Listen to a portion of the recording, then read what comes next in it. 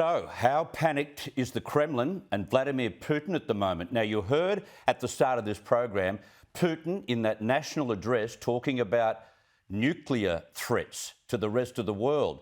That's desperate. Now, some reports say he is significantly concerned after Ukraine recaptured large tracts of land in the northeastern parts of the country with a stunning three-week counter-offensive. Meanwhile, in that address to the Russian people, this is the first time, mind you, since the invasion of Ukraine, he's shown no indication he's prepared to back off. As I say, he has used the nuclear threat card again, has accused the West of attempting to break up Russia, and the Ukraine he's accused of refusing to negotiate a peace. But more than that, he's now enlisting the country's reservists to assist his army and has announced a series of referendums to show that Ukraine regions want to be part of Russia. Of course, he wouldn't be planning to rig those votes much, would he? Those that allow such statements shall be reminded that our country also has various weapons of destruction, and with regard to certain components, they're even more modern than the NATO ones. And if there is a threat to the territorial integrity of our country and for protecting our people, we will certainly use all the means available to us. And I'm not bluffing. He's not bluffing. Joining me live now from Kiev is Ukraine MP Inna Sovsun. Inna, thank you for your time. What did you make of Putin's address announcing referendums to support his invasion of Ukraine? Well, that was something that there were talks about for a couple of days before, but the truth is also they were talking about it for 3 months now. They were saying they will hold referendum in Kherson region on the south, in Kharkiv on the east. That never happened, actually. And the reason for that not happening is because they simply do not have full control over there. And also because even they realize that they cannot make sure that the majority of the votes would be in favor, even though there were leaks of the information saying that according to the plan about referendum, the level of support should be 75%. That was already decided. But they do have problems with conducting the referendum themselves. Ukrainian army has actually destroyed a warehouse with the bulletins for the referendum on the south a couple of weeks ago. So I think that, it's literally him making up excuses, mainly for internal consumption. I don't think he tries to change minds of anyone else outside of Russia. No, he must be concerned about how well Ukraine is doing now because he's now calling in reservists. Indeed, but the thing is that before this, a couple of days when there were talks that he will address the nation, everybody was saying that he will have to organize a full mobilization.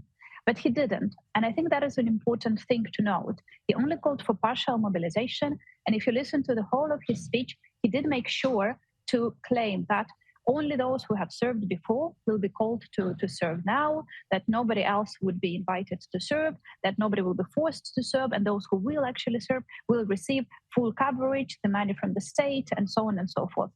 That, to me, is a sign that he realizes that he doesn't have the full grasp of power as he claimed he did, that the majority of Russians are not actually willing to fight. No. That is why he had to be extremely cautious in calling for this partial mobilization.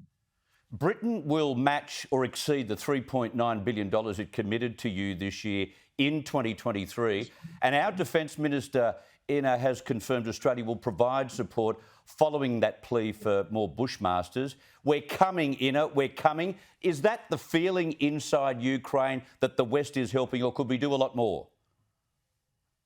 Well, I'm grateful to Australia for the Bushmasters. You do know that they have been instrumental in the counter-offensive in Kharkiv region, so we would really appreciate more of those. But we're also waiting for the Western allies to provide us with some tanks, and there seems to be some sort of blockage of that decision for unknown reasons. So we are still calling for tanks to be provided and for the speed of the deliveries to be higher, because you realize that winter is coming here as well. And most likely the lines that we will have by February 1st will be the lines we will hold till springtime.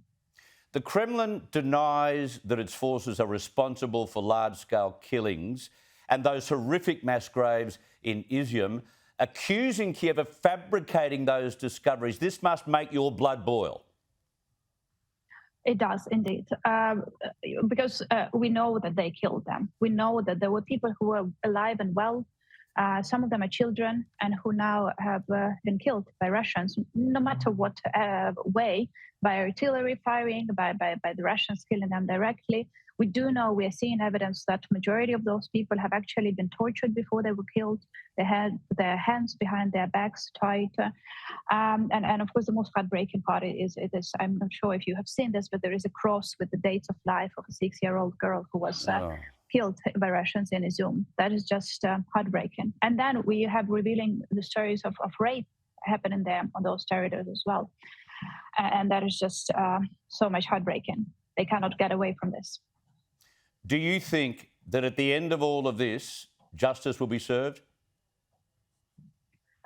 At some point, yes. The question is when and how, and if those who are most responsible will actually pay the price in the court of justice.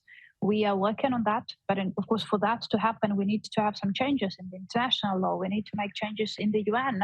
That's something Ukraine is calling for. Russia cannot be a member of Security Council of the organization created to create peace. That is something that needs to be done in order for justice to be done to those victims. I appreciate your comments and your time, Inna Sovsun. Thank you very much.